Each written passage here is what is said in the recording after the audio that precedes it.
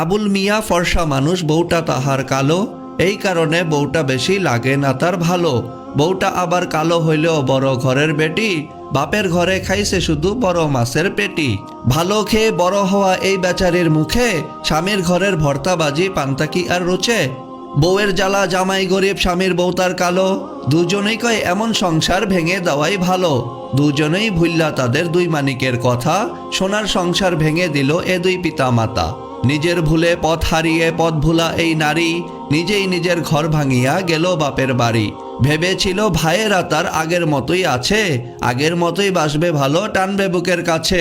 বাপের বাড়ি গিয়ে দেখে ভাবনাটা তার ভুল, ভাই ভাবিদের হাতে এখন বিষ কাটা আর হুল। কথায় কথায় কথায় খুঁটার হুল কাটা দেয় গায়ে, পাড়াপড়শিও কাটা গায়ে লবণ দিয়ে যায়। ভাই ভাবিদের কাছ থেকে এই আঘাত পাওয়ার পর বুঝতে পারে স্বামীর ঘরেই নারীর আসল ঘর। হেলায় হেলায় ঘর ভাঙিয়া ঘর হারা এই নারী, চোখের জলে বক্ষ ভাষায় বৈশ্যা বাপের বাড়ি। ওইদিকে তার স্বামী আবার করছে আরেক বিয়ে, বিয়ে করে পড়ছে জ্বালায় বাচ্চা দুটো নিয়ে। এমনিতে এই বাচ্চা দুটোর মা নেই তাদের কাছে, এখন আবার সৎমা তাদের লেগে থাকে পাছে। খানা খাদ্য খায় না ওরা, সারাটা দিন ঝিমায়, এদের নিয়ে বাপটা পড়ছে ফাটা বাঁশের চিপায়। চিপায় পইরা বাপটা কান্দে বাচ্চা বাপের দোষে, মাটা কান্দে ঘর হারাইয়া ভাইয়ের ঘরে বসে। এই যে এত কান্নাকাটি, এত চোখের জল, সবটা হইল হেলায় হেলায় ঘর ভাঙিবার ফল।